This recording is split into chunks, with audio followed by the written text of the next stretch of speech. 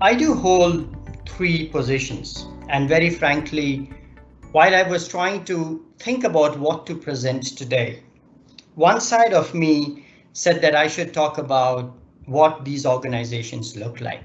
And I'm sure so many of you would love to know what one of the greatest organizations on the planet, Microsoft, looks like, what it thrives for, how do we work, and things like that.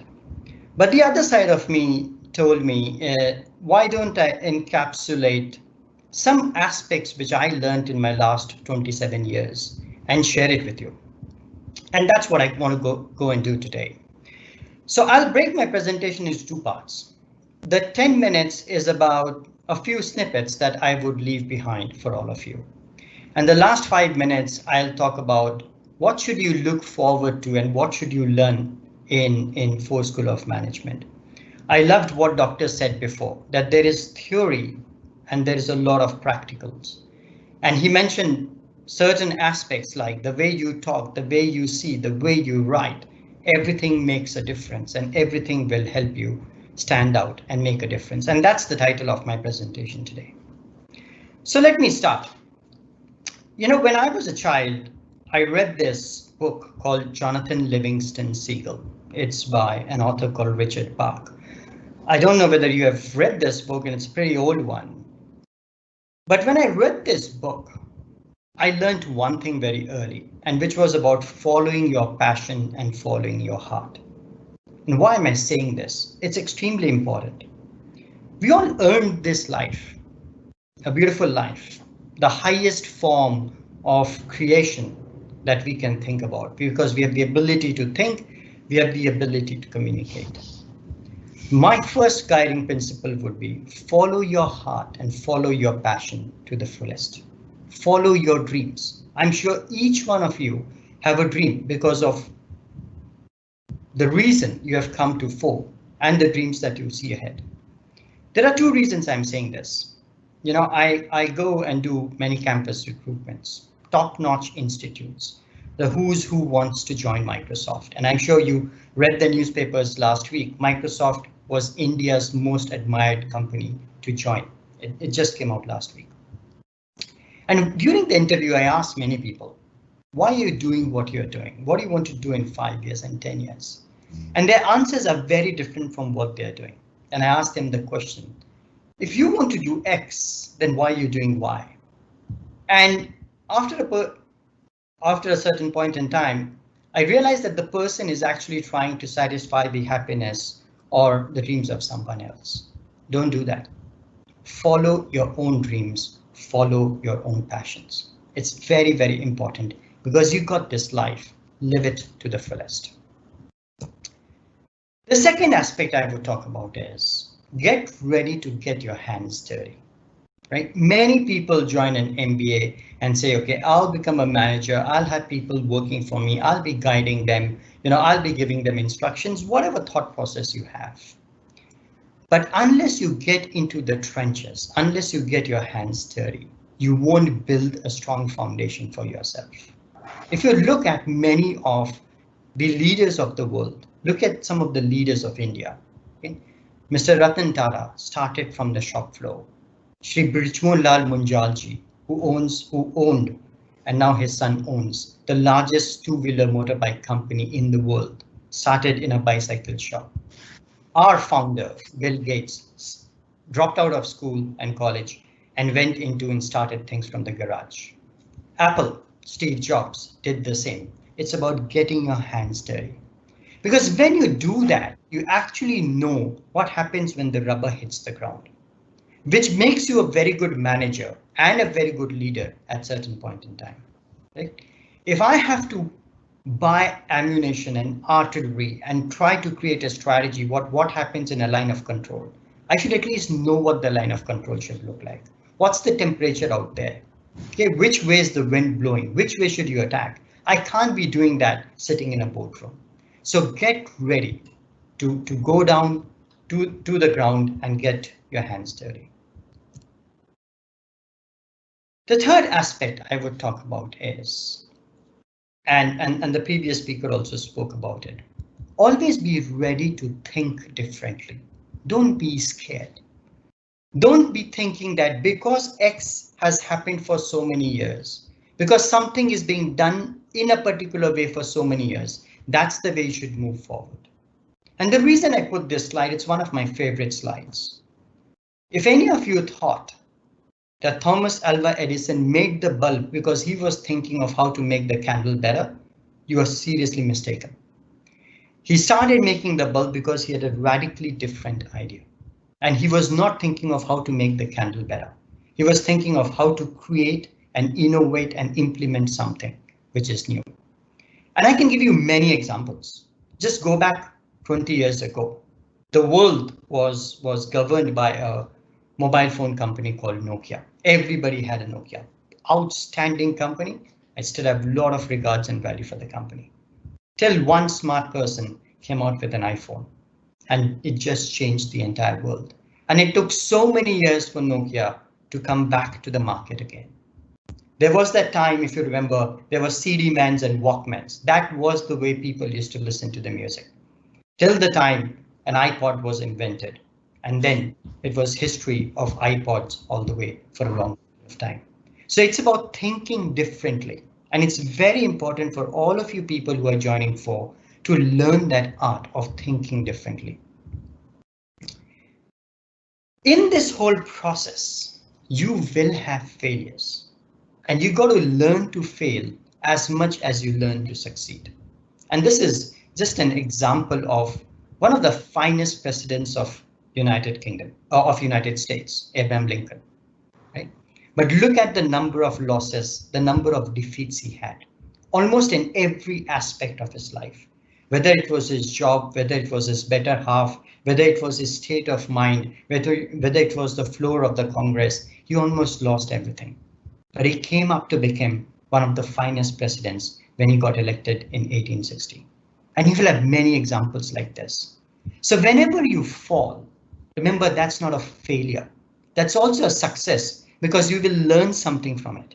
So get up again and start running. Just the way in childhood, when you were trying to walk and you fell down, somebody picked you up and you started walking again. And remember, this will happen. This person is one of my idols, and I talk about him a lot. And there are two reasons I'm showing this particular slide today. The first reason is again about failure.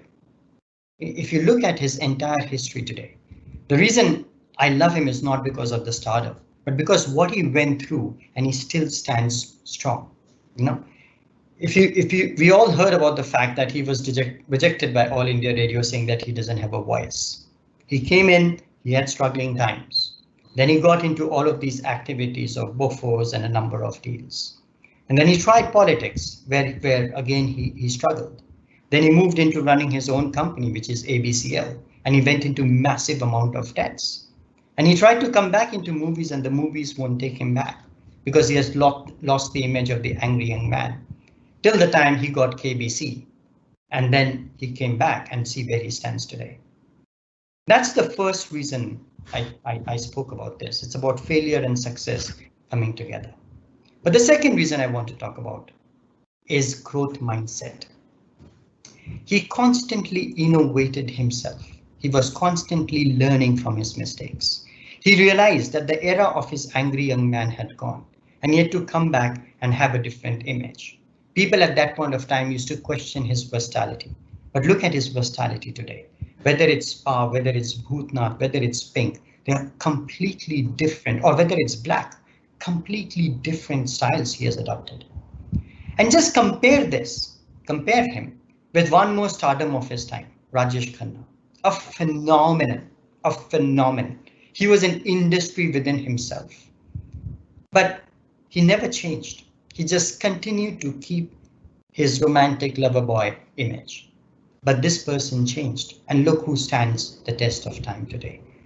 So my theory in this is it's very important to innovate every single day and learn and grow. I say this very often. Let's say you're on the 100th day in an organization, ask yourself the question, am I playing the first test match the 100th time? Or am I playing the 100th test match the first time? If you are playing the first test match the 100th time, you've wasted your time. But if you're playing the 100th test match the first time, you have really done justice because you have made every test match different from what you played previously. So that's an important aspect. Get up from bed every single day, chasing your dream and say, am I better than what I was a day before? And what did I learn? The other aspect is about this. The present comes from the past and the future will come from the present. Many people either live in the past or try to live in the future. But to build your future, that's again your dreams, your aspirations, the reason for which you have joined FORE, you've got to get your present right. Many people come up and say, I want to be the CEO. I want to be the manager. I want to be the GM running this business. Brilliant. I love that aspect. But 90% of the people make this mistake. They start putting their mind and they start focusing their attention on that role and what they will do when they are there. But they will only get to that role when you make your present role very good. So whatever you're doing, small, big, medium, doesn't matter, but do that job extremely well. Do it so well that people say, oh my God, whenever I have the next bigger job, I'm going to give it to this particular person. It's extremely important. So don't spend your time thinking about what you will do when you are somewhere, because you will not reach that place till you get your present right. And it's extremely important.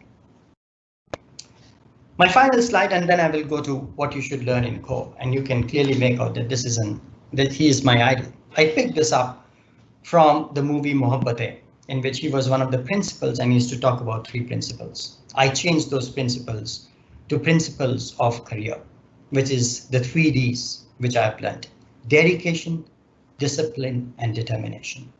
Unless you have these 3 ingrained in your DNA and culture, you will come to success probably, but that success will be short-lived. So in order to continue to be successful and rise higher and higher and higher above, you need to push yourself in these 3 aspects: dedication, discipline, and determination. Now, what do we learn in FORE? That's my last 5 minutes. The first thing I'll talk about, what I believe, is a pillar of success consists of 4 pillars for me. Success. The first is the will to do something. The second is the chance to do something. The third is a knowledge to do something. And the fourth is fate. So leave the fate one out because you can't manage it. You want to go fate, don't go to FORE, go to an astrologer. But in FORE, get that third pillar right, which is the knowledge to do something. You will learn a plethora of things. I learned so many things in FORE, which I did not learn in NIT, which I did not learn in my graduation, and of course I didn't learn in my school. And you just be a sponge and keep absorbing it. Don't challenge it, keep absorbing it, because all that knowledge will come handy at some point of time. For those of you who are working or who will be working soon, right? Use that knowledge and bring it to practicality. Every time you learn something, think about how do I apply this knowledge and test it out. Then you will actually do a lot of justice to what you're being taught in FORE, as well as a lot of justice that you're doing in your jobs. The other aspect is this. A lot of the people live their entire life in that comfort zone, because it is a comfort zone. It is a zone where we don't want to get out of it, because immediately outside that zone is a discomfort zone, which is called as a fear zone. But a comfort zone is not a zone for success. The further you go from a comfort zone, the more successful you will be, because you're enriching your own self. Remember, are you playing the first test match the 100th time, or you're playing the 100th test match the first time? If you're in that comfort zone, you'll be playing the first test match X number of times till you retire. You won't go ahead, right? You'll reach somewhere, but you won't go ahead. Always remember this principle. A butterfly is born because the caterpillar pushed itself out of the cocoon. So you got to push yourself out of the comfort zone. Comes back to three principles: dedication, determination, and discipline. The second thing I would like you all to learn is the attention to details, and every small thing matters. This is just a glimpse from the Mahabharata. I'm sure you all could understand. This is about Abhimanyu. Abhimanyu was the greatest warrior on that battlefield. He could defeat anybody. He had all weapons, all knowledge to be able to defeat all the 7 people who surrounded him. He only lost that because he did not know one small thing, which was to get out of the Chakravyuh. How do you get out of that war zone, which was created by the opponent army, which was Dronacharya? They created the Chakravyuh, and he got caught in it. He knew how to enter the Chakravyuh, he knew how to break it, he knew how to defeat everybody. He went to the core, but he did not know how to get out. That small aspect led to his downfall. Now, mathematically, I can prove it, but don't take your eyes off for attention for details. It is extremely important. I loved what Dr. and the chairman said, that the way you talk, the way you write, the way you see, the way you speak, the way you dress up, all makes a difference. And that is the attention to details. Those small aspects will be the difference between the needle in the haystack. That will be what will separate the men from the boys as you move forward. My past friend spoke about this aspect, and this is important. Remember, the leaders of the past had characteristics which were very important, relevant for that point in time. But the leaders of the future may need different characteristics, and we got to learn those characteristics in FORE and our day-to-day lives. The I's and the me's will have to give away to the we and the us. We used to talk about get to like-minded people. I'm sure all of us, while we were children, our parents used to say, make friends with good people, be in good company, right? Be with like-minded people, birds of feather fly together. Great principles. And I'm not saying that they're wrong, but the principles of today and beyond is about diversity and inclusion. How do you take people along with diverse opinions? Think of playing football. Everybody is not the center forward. There's a person who can kick very well from the left. He has a place on the left flank. There's a person who kicks from the opposite leg. He has a place on the right flank. There's a person who may not know how to run and control the ball. He has the place back there in the goal. But they all come together to form a winning team. Which also brings me to the concept of giving away and breaking the silos for teamwork and collaboration. In large organizations, developing organizations, definitely in organizations like Microsoft, we've even given away the culture of cabins. Even the Microsoft president of India does not have a cabin. Of course, he and she or she may need a room in which you need to have a discussion and you can go and book a room, but you don't have cabins. Why? Because we are breaking the mental barriers of silos and getting people together. The hierarchical systems need to change to make it flat, nimble, and move forward. We had the era in which IQ is extremely important, but the era of now and moving forward will be the era of EQ more than the IQ. Finally, when you start moving up, there will be people who will be throwing stones. Remember, as you go higher, there'll be people who will be jealous, there'll be people who will be envious, there'll be people who throw stones. But don't throw stones back at them.